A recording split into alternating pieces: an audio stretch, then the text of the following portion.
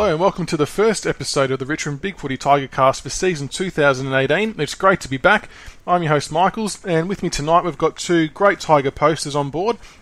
The first one is a returning guest. He has kicked the winning goal in a golden goal extra time indoor soccer grand final, so they call him Mr. Clutch. Prodigy, welcome back. Thank you very much, Michaels. Good to be back. Now, is that one of those things that you just always remind the boys of, that you were the main man? Oh, not really, because it wasn't really a big deal, but remind them every now and then, just to make sure that they're aware. Yeah, don't downplay it. It's a golden goal in extra time. That's in a grand final. You can't get much better than that. Just call me Sam Lloyd. Yeah, that's right, Sam Lloyd. And our second guest is his first time to the show. He has broken the sound barrier in a Hornet, so we are declaring him the fastest Tiger out there. Tigerturbulance, welcome. Yeah, thanks, Michaels, and hello, Prodigy, and thanks for having me. As a Virgin Potter, I'm really excited, and I've got to say, the green room is outstanding. I love what you serve in there. I'm surprised more people don't come on. I know, we've got to get more people in somehow. But I will have to ask you so people can get a better idea. The breaking the sound barrier, how did that come about? Because that's a pretty out there experience. Yeah, well, I did 20 years in the Air Force, so I sort of got around. I ended up working at Woollytown at 3 Squadron on the Hornets, and the guys just got to love me. I had my Tiger flag up in my office, and everyone got to know who I was. And eventually, when I got posted, the CO decided that I couldn't go unless I had a fly, and decided to take me up and make me the fastest Tiger in Australia. So, yeah, it was great. Oh, that's excellent. Any motion sickness or anything like that afterwards? No, actually, it's surprisingly calm. And what he did was, it was like he said, I had you go with that, and I was like, go with what? And he was like, we just broke the sound barrier. And I went, oh, did we? Because I hadn't noticed. So then, and I hope this, there's no one from the authorities listening, but we went a little bit lower than we should have, so I could look at the ground. And then he did it again, and that's when I actually made some rude noises and sounds, and that's when he laughed and said, that's what I was after. So how it was really good. Nah, nothing. Because we were in a straight line. Oh, yeah, okay. Yeah, I wouldn't want to break the sound barrier turning or anything. No, that vomit goes everywhere. Yeah. Before we get into it, like we did last year, we asked a few other questions of our guests. Prodigy, we've already asked you how you became a Richmond supporter, so I'll start with this one instead. Your favourite grand final moment, if you could just pick one. All right, well, to be honest, the final siren. I was really nervous throughout the game. I didn't really let myself believe we were going to win until around halfway through the final quarter when Pressy kicked his goal. I stood up and turned around to everyone behind me and screamed, get around us, we're the effing premiers. And then I proceeded to start crying and being consoled by 2 grown men beside me. So that was pretty much my favourite moment. Now, that's a very special moment. And Tigerturbulance, being your first time on the show, we'll give you the first question of how did you become a Richmond supporter? Well, I didn't start off as a Richmond supporter. Unfortunately, I was a single child with a single mum, and she was a South Melbourne supporter. So my first jumper was actually a hand-knitted jumper, and they were the first games I went to. But fortunately, she ended up going out with a guy called Mick, who was a Richmond member. So he saw this 5-year-old boy in his little white home-knitted jumper and decided he'd better educate me. So he dragged me down to a few games, and I stood there with the men who were drinking and cheering, and it was a totally different experience to what I had with my mother. And after a couple of games, he stood me down and said, listen, son, you've got a choice to make here, and, what team you follow, and it's your choice. And he said, do you want to wear a white jumper and be a swan, or do you want to wear a black and yellow sash and be a tiger? And as a 5-year-old in 1968, I looked up at him and I thought, I want to be a tiger. And tiger I've been ever since. Oh, excellent. And the grand final moment, what was your favourite moment of the game? Well, actually, my favourite moment of the grand final was the fact that I stood there with my son, who's 22, been a Tiger supporter since he was born, because he didn't really have much of a choice. And I looked at him, and I was 17 when we won our last grand final in 1980. And standing there, looking at it, knowing, basically 3/4 time, knowing we were about to do it, I remember looking at him, 22-year-old who's never seen us in a grand final, and that was just a father-son bond moment for me. So it was actually just the moment of knowing that he was my boy, 22. I was a 17-year-old the last time I experienced it, so it was really good. No, that's an excellent moment to share, and I'm sure he's now glad that you forced him to become a Tiger. Yeah, finally. He's been copping it all his life. Yeah, so, but we've stood up now. All right, we'll start off with the review of the JLT game versus Essendon. I won't go into the scores because, honestly, the scores are largely irrelevant. But for those kind of games, I more look at the overall performance and how our mentality was. You know, there's always the curse of the premiership hangover. Will we or won't we? Prodigy, I'll start with you. What did you think of the performance of the boys? To be honest, I thought it was really professional. We started slow. Adam Sard's goal at the start, we could have probably stopped that, but it wasn't really a big deal because everything started to click around halfway through the first quarter leading into the second. And it was one of the first times I've actually literally seen us kind of take the piss out of the opposition as well because like we could just see us like knocking it around, kind of having a little bit of fun with it as well. It was really, really impressive. It was like we were the Barcelona of the AFL. And we're just making them look silly. It was literally awesome. But I didn't, like you said, the result didn't really matter too much to me. It was more about how we went about it, the professionalism and everything like that. So yeah, it was good. And Tigerturbulance, could you take much out of the JLT match? Well, the three things I got out of it were, don't believe the premiership hangover stuff that they're talking about. We're not like the puppies. We're the real deal. The second thing I got was Alex Rance's head. He's like granite. He's like one of those Easter Island statues. And the third thing was Asprey's head is not as hard as granite, and he's not like one of the Easter Island statues. Yeah, when I saw the collision in slow-mo, I thought, we are quite lucky that Rance didn't break his jaw or something like that. So he's bulletproof. He's bulletproof. The one thing I took out of the game, and it isn't even Richmond related, it's about Essendon, that if they think Jake Stringer is their big white hope for the midfield, they've got another thing coming. Oh, yeah, but shocking. Also, and shocking. You know that saying, if it bleeds, you can kill it? Yep. Well, we proved that. Yeah, we did. I mean, yeah, Stringer's he's a great half-forward flank player. He's a genius with the ball at times, but as a midfielder, he just doesn't cut it. Like, he got outworked. I think Jack Graham just smashed him in the second half, and I know it's not a big scalp, but he's got a habit now of running his opponents into the ground already. Yeah, now they talked about Stringer, we were looking at Stringer at one point. Very happy we missed that bullet. Yeah, definitely. And Prodigy, were there any players that impressed you? Yeah, there was a few players. There's one I'll hold on to later, because I think I've seen him on the rundown. We might have a bit of chat about him, but one of the main ones that I was really happy with was Shea Bolton. I think the kid's going to be a freak. I think he has to play round one in place of Rioli, and personally, I think he needs to stay in the side as well. He will be an absolute gun. Starting to see a little bit from him in terms of having a bit of a knack of getting to the right places, similar to Castagna, where most of his goals, I think 2 of his 3 goals were really opportunist goals and just being in the right place at the right time. So, and also Chol. Chol was, he was pretty average in the first half, but I think his second half he really showed some go.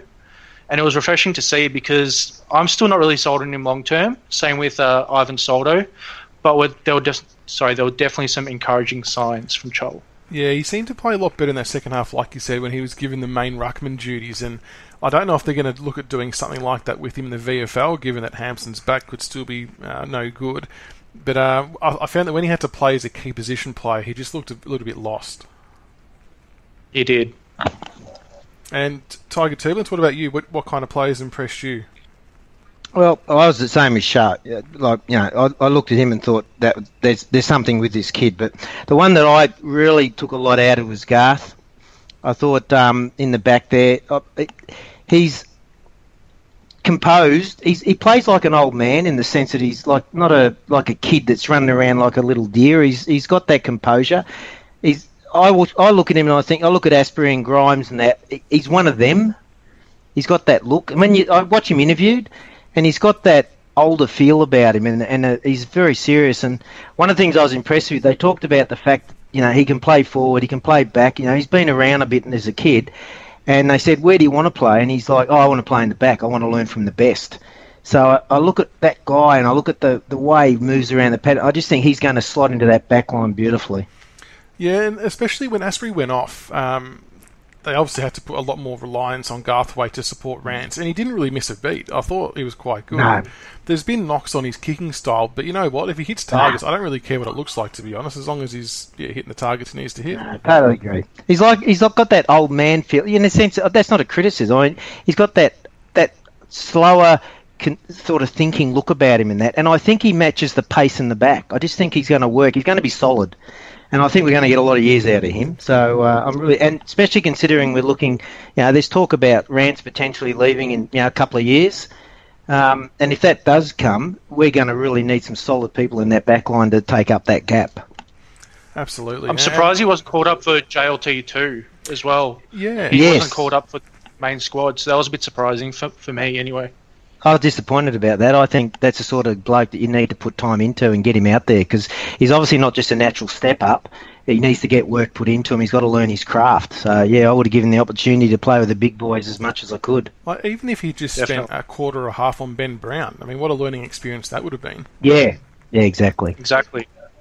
And Prodigy, I'll finish up on this one. Thoughts on the club coming out and making that kind of statement early on? I know there's only 2 JLT games, but were you happy that we come out all guns blazing to prove a point, or would you rather just keep our cards close to our chest? I'm happy with the way we went about it, but it won't mean anything if we don't come out and beat North on Wednesday, and also if we don't come out and flog the Blues in round 1, because at the end of the day, you're right, it is just JLT, but we need to bring that same or even better intensity to round 1 and then back that up against the Power Rangers. So that's the main thing we need to look at. Absolutely. And we'll push on Power to Rangers at Adelaide. Power Rangers at Adelaide. That's going to be one of the all-time best threads ever. We'll move on to the expectations of the 2018 season. I'll start with you, Tiger Turbulence. Being the reigning premiers comes with a fair bit of additional pressure. What are your expectations for the Tigers for 2018? Righto. Well, my expectation is there's not going to be a premiership hangover. That whole thing about being compared to the puppies, that's just ridiculous. Second thing, my expectation is I think we're going to go the small forward line again, because that's working and there's no reason to change that. And at this stage, the other clubs can't catch that. It always takes a few years for teams to sort of work it out. And I like the fact that we've got a lot of tools in the background. We got Moore, we got Belter. I mean, we got people that are growing. So we won't stay small, but I think 2018 we will.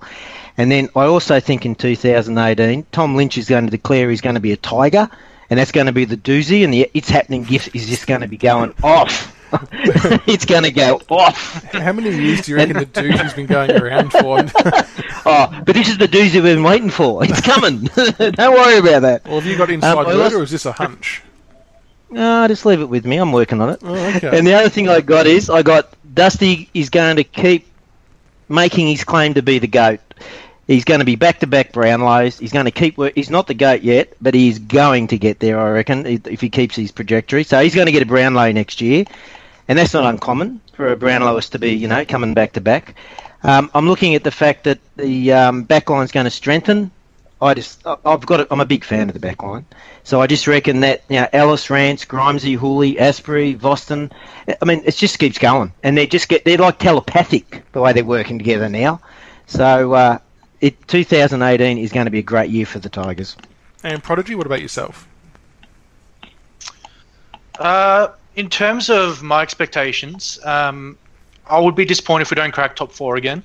I think we've got the team and the depth to do it again, and our flag probably came early, according to most. And look, I think they've got a pretty valid point, and their school of thought would be probably correct. But in terms of our list, we've got a really young list, and the majority of the list has got another full preseason under their belts, apart from Rioli. And some on our board would argue now Prestia hasn't made a full pre-season, but we'll leave that for now. But ultimately, we're just going to get better.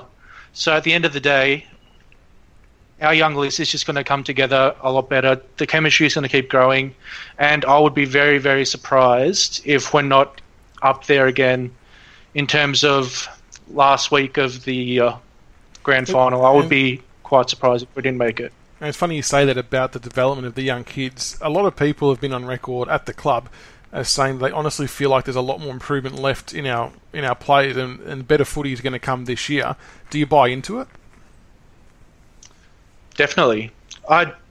It's clear for everyone to see. We've got one of the youngest lists. We just won a flag, and everyone's just going to get better. I don't really understand how we could actually get worse from this point. I don't want to jinx us or anything, but I just find it really hard to see personally. Yeah, it's ridiculous to think that we're not going to get better. I agree with what Prodigy is saying. I didn't think 2017 was going to be a premiership year. I actually had us locked in for about 2018, 19 definitely, and 2020 without doubt. So I reckon 2017, I'll take that as a jag, but it's because we got that thing that you can't just get a new coach for. You can't buy. There's just that, and you listen to them all talking about the fact they know each other better. They're exposing themselves to each other, and so there was that magic that got us there this year. And from a player point of view, our player list is going to get better without doubt.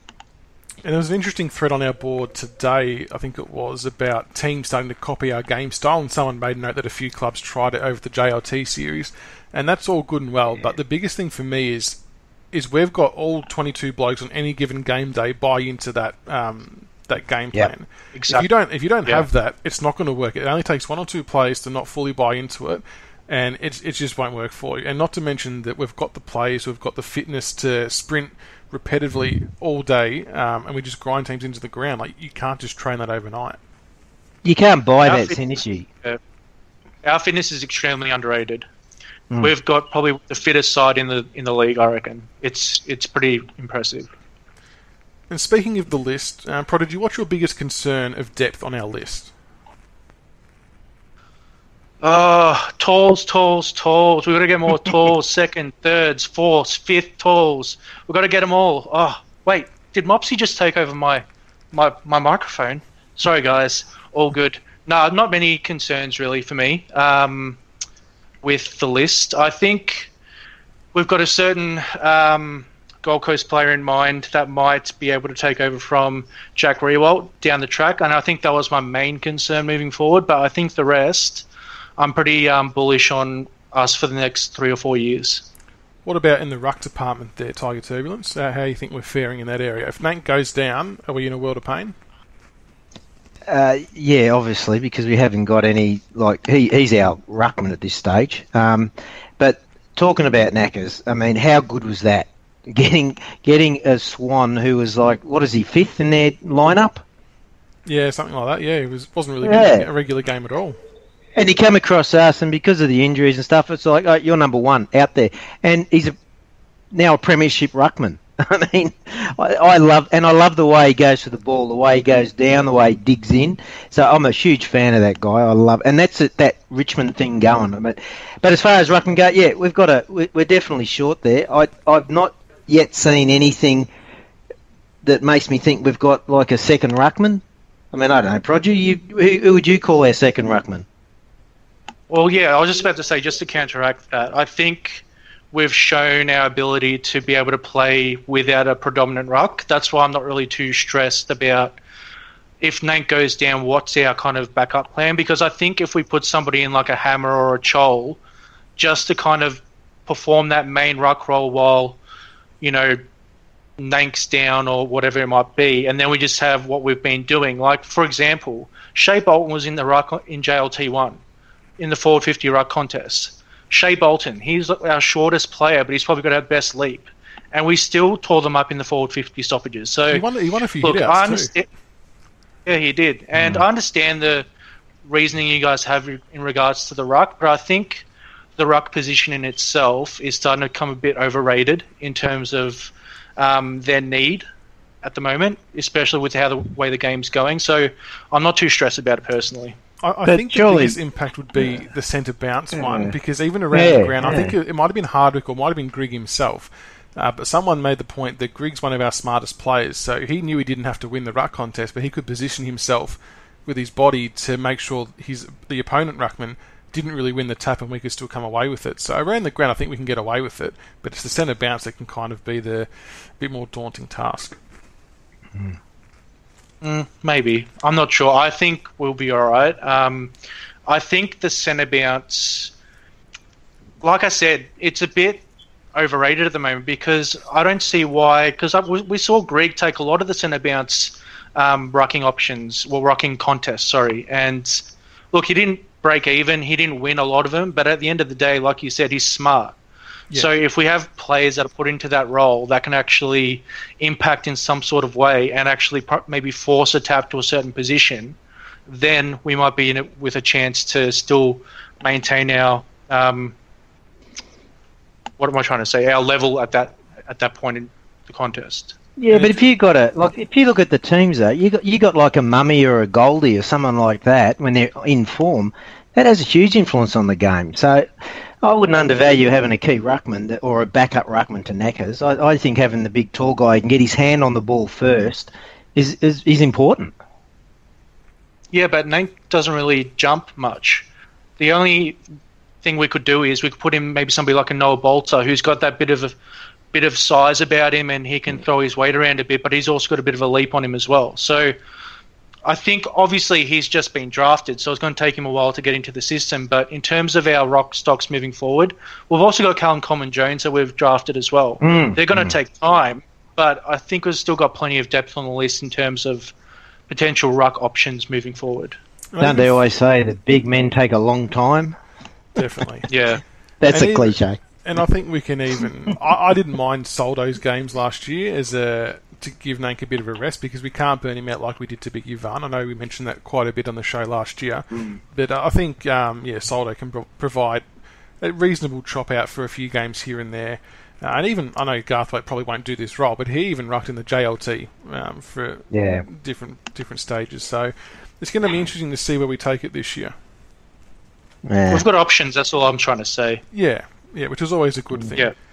We'll push on to, I think, what's going to be both your favourite topics for the night, and that's the salt mine surrounding the Richmond 2017 premiership.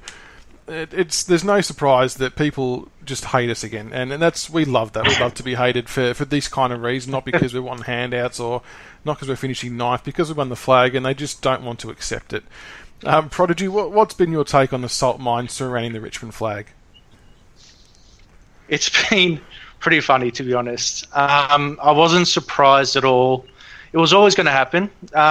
When we're up and about, everybody hates it. They love to hate us, and I thrive on it. I thrive on it when they all start to hate us. It's the best thing ever. But the way I see it is I'd rather be talked about, even if it's in a negative connotation, than not talked about and be irrelevant like North Melbourne. So that's my view. And Tigerturbulance, do you think we've had a record amount of posters banned or thread banned so far?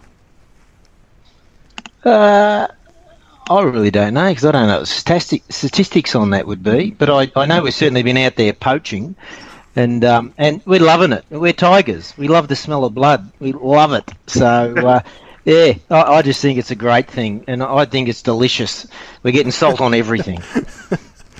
Well, I put a post on the thread in our board just to try and get people to throw up some good examples of their favourite salty comments. So I'll go through a couple. First one was from Tigers1229 saying the best one of all is Richmond fluked the flag. That gets a fair run. And the other one from Tenilius was the ones about the umpires gifting us the flag when we were 18th in the comp for free kicks all season. And they're right. Like the amount of false stats and things that people throw out as a reason why we won the flag is just crazy. Yeah, I have one, like, continuing on from your point of they got lucky. So, throughout the finals, I think we need to beat teams by more than 7.5 goals per game in order to actually make, a proper win. Because I guess winning by over 7.5 goals per game isn't really making it count, I guess. Yeah, well, I mean, as the common comment is on most of our threads, we still haven't beaten anyone good. No. Yeah.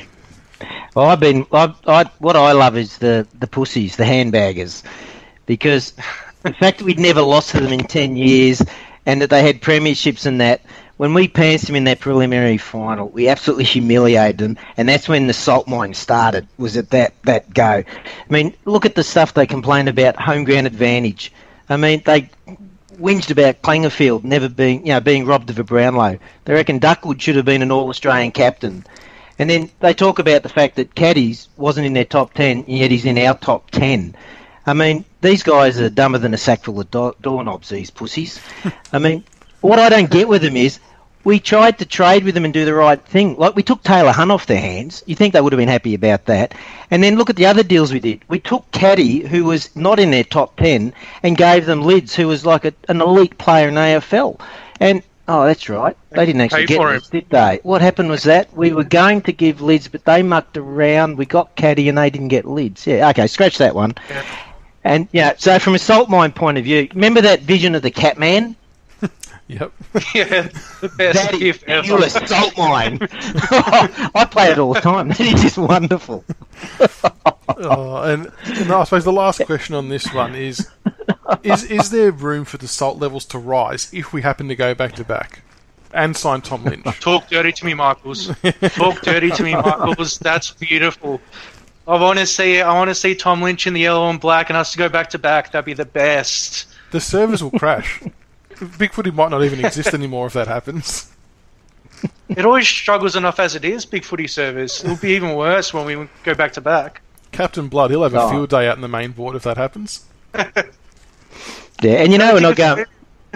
We're not going just back to back. We're going to be the first team to win 4 in a row. Oh God! Because we're the only team this year set up for it. Hey, I'm calling it.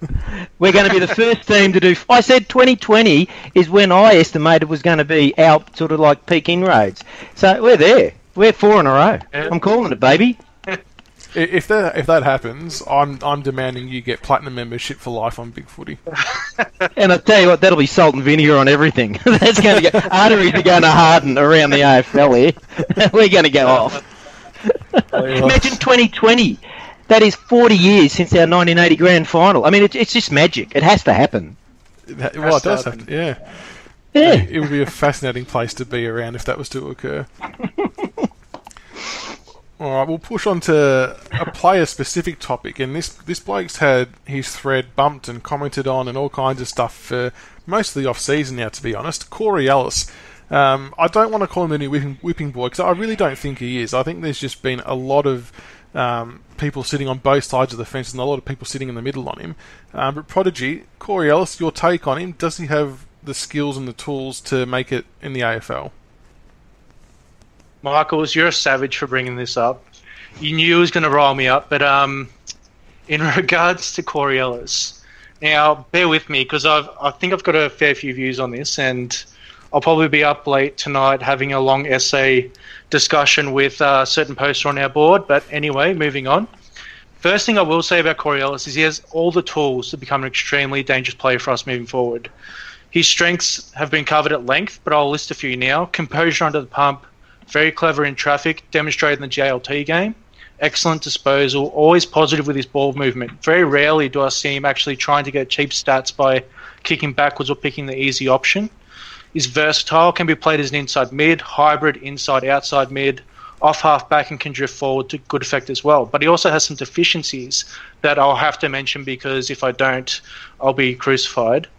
He's got a strong lack of confidence, which is probably his biggest weakness in my opinion. I think if he sorts that out, the competition needs to watch out because he could be a threat moving forward. He isn't the fastest player in the world. Now, I think he's been a bit dealt with harshly in regards to his speed based on that Geelong game in the regular season last year where he tried to chase down Motlop. Now, Motlop is no slouch, and he didn't fall behind too far, but he obviously fell behind. His lack of size is obviously a bit of an issue, but I don't think it's as noticeable anymore in my opinion, and his lack of intensity to the ball. Now, if he can work out these deficiencies and still improve on his game, I think he's going to have a massive year, and he'll be able to break into the 22 and maintain a regular spot. And in terms of his best position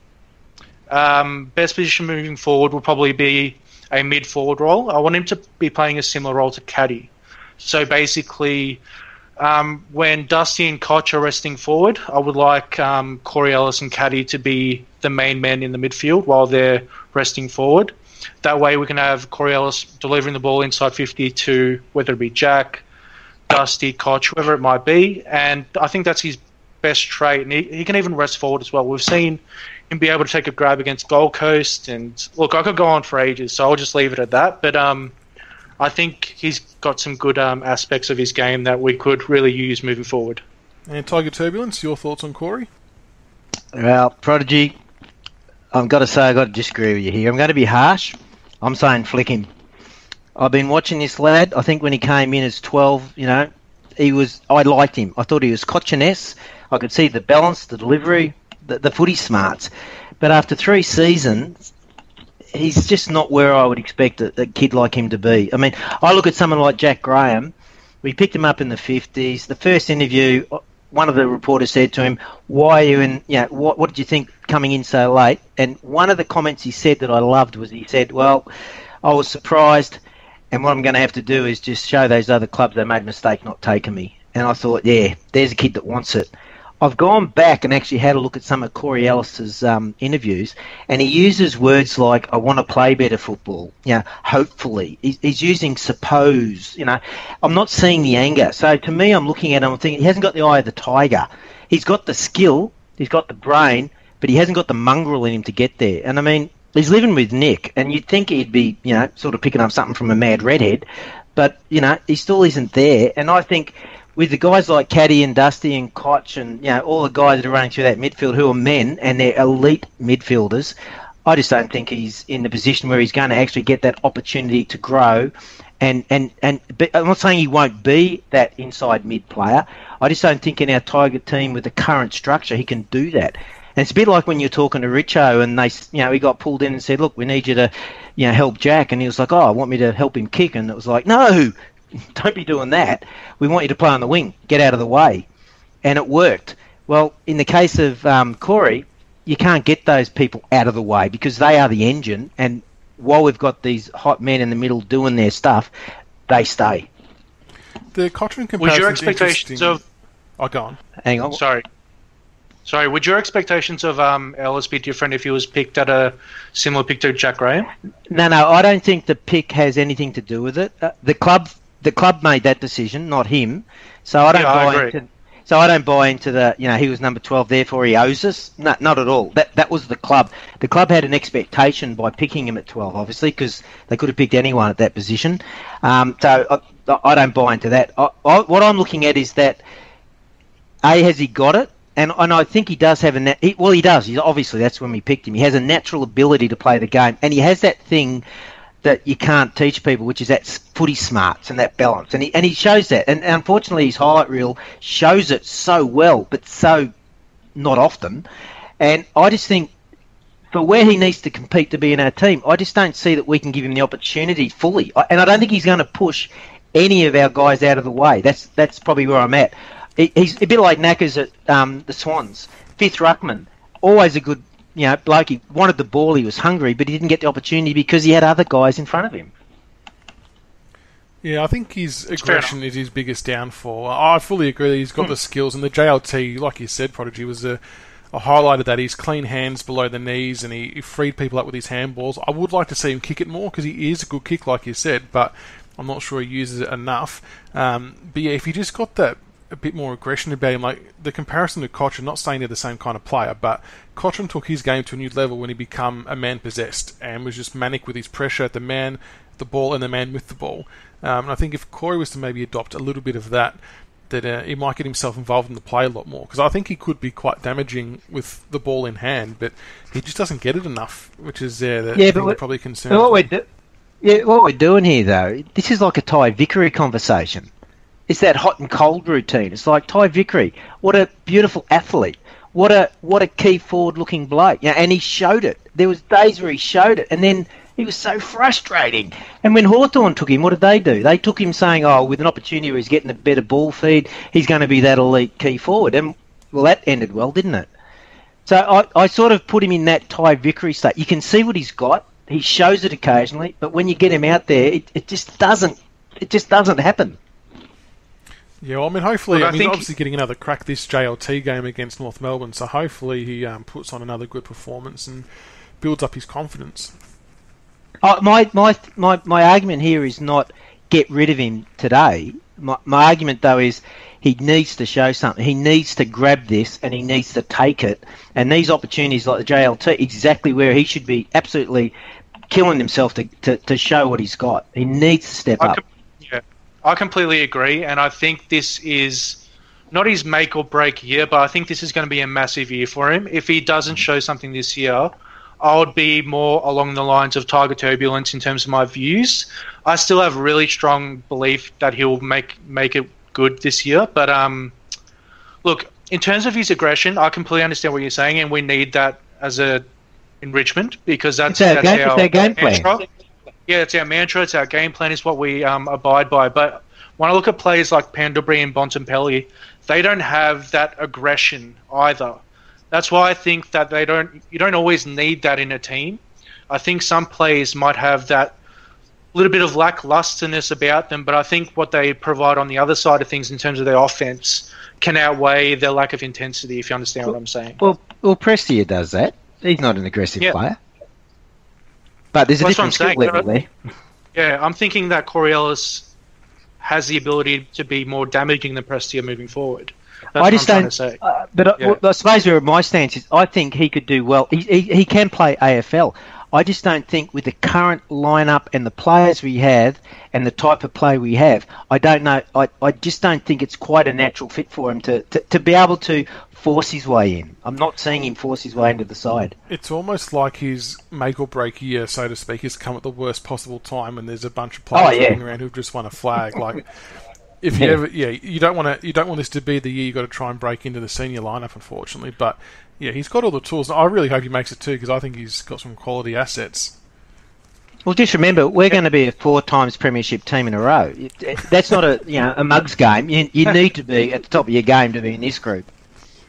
Absolutely. And I think we still need that depth as well. I think he'll be good in terms. If he doesn't make best 22, I think he'd be good in terms of this year or maybe the year following to have that to kind of fall back on if somebody does come down like a Cochin or Dusty. If they do get injured, we've got somebody of at least some quality to come in.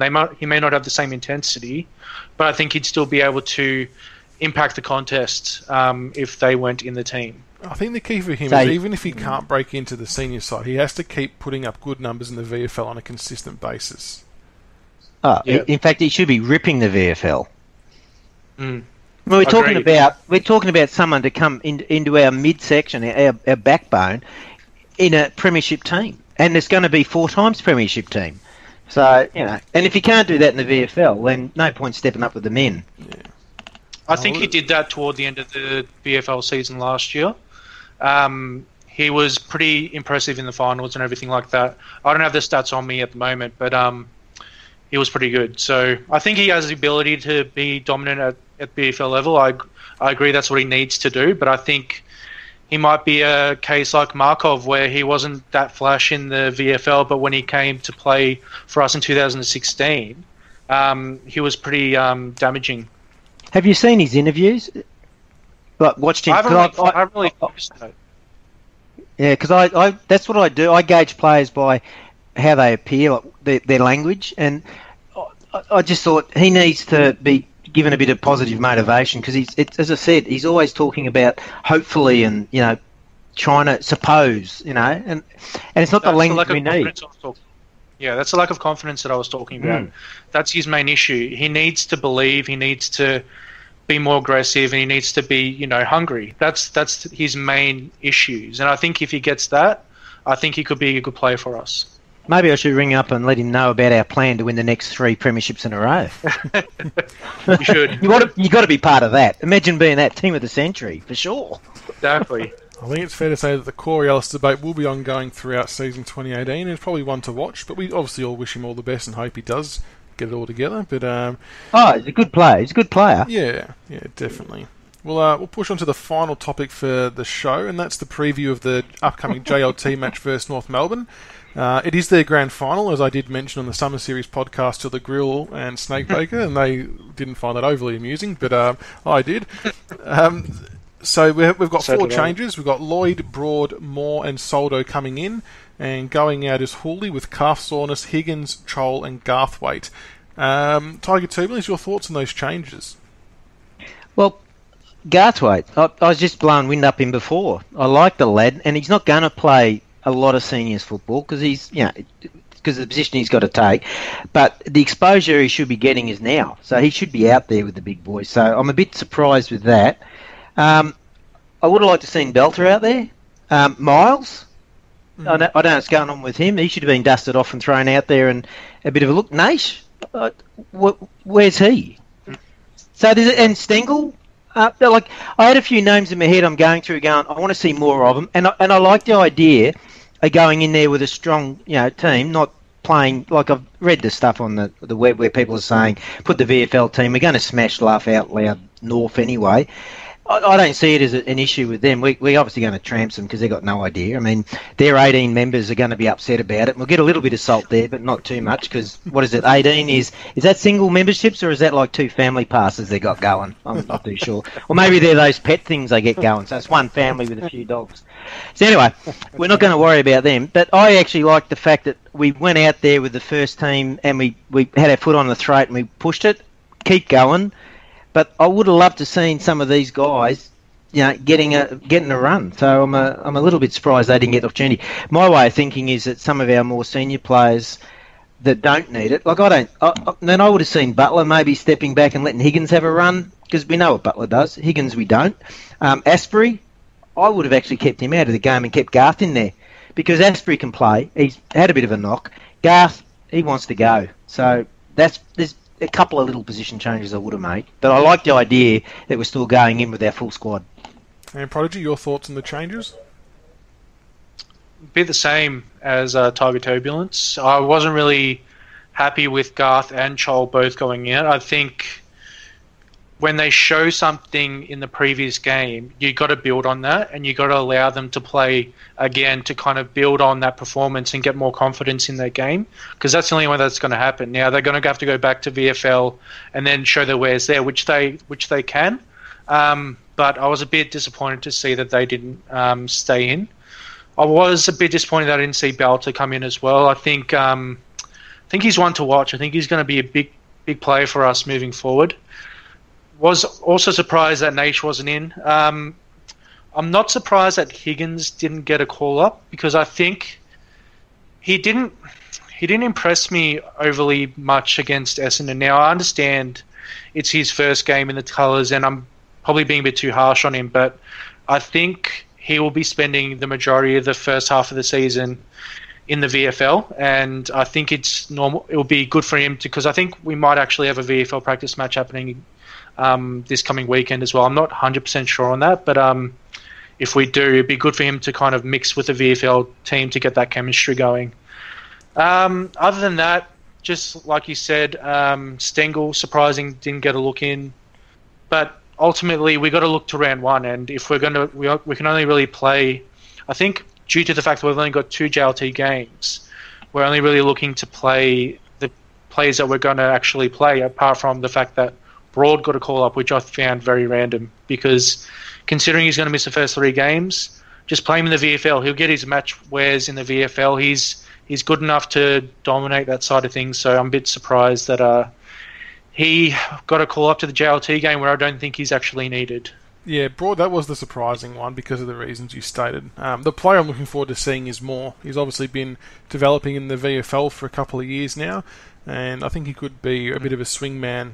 Hopefully he can take a few grabs, kick a few goals, but he's probably the one I'm looking forward to seeing most. But I do also agree about not seeing Stengel was a little bit disappointing, and Menadue was the other one, but I think he's been injured, so that probably explains why. But it's good that we've still got all these other young kids who have shown something at the top level that we still haven't really seen a great deal of, so it does give you good hope for the future, and no doubt they'll all keep bashing down the door in the VFL. So what are we looking to get out of this game, Prodigy? Look, to be honest, I couldn't care less about the result. I know we're going to beat them, so I'm not really too fussed about that. But I just don't want any injuries. Like, I know we say it every single preseason game, but this close to round one, I'm just not interested in anybody getting injured. Like, even if they put Dusty off at halftime or Koch off at halftime, just be careful with them because it's not worth it. It's not worth... Because with North, who knows what they're going to do? Like, they're probably going to come out all guns blazing. It's their grand final. you know, I just don't like it. I don't like we're playing at Icon Park.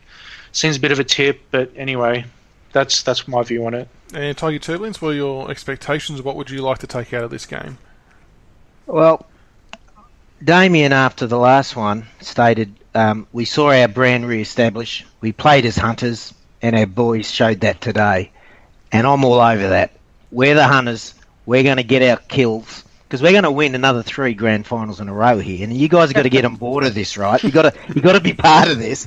And so this is the start of that. If you're going to train, you train hard, you know. So I see these as training venues, but I also don't see them as times to be slack and let the other competition know. So I'm backing Damien about the fact that we're playing as hunters, and that's what we're going to keep doing. Fair enough. Well, like you said at the start, Prodigy, all we really hope for is no injuries, I guess. But it will be good to see the boys running around again a couple of weeks out from our round 1 game against Carlton. That pretty much does it for the show. You both getting along to the round 1 game? I am, indeed, yes. No, I'm up in Novo working, so I couldn't make that one. But I'll be there in spirit. Oh, very good with the flag. Looking forward to unfurling the flag. Yes, what a great day that's going to be, especially against Carlton. Just to rub it in a little bit more. The one thing I'm mainly looking forward to is I sit around the same people every week because I've got a reserve seat in this Tiger section, and I haven't seen them since the grand final. Just getting there, having a chat with everyone about their experiences and everything like that. It's just going to be awesome. It's going to be probably one of the best round 1 games I've been to, I reckon. Yeah, 100% agree.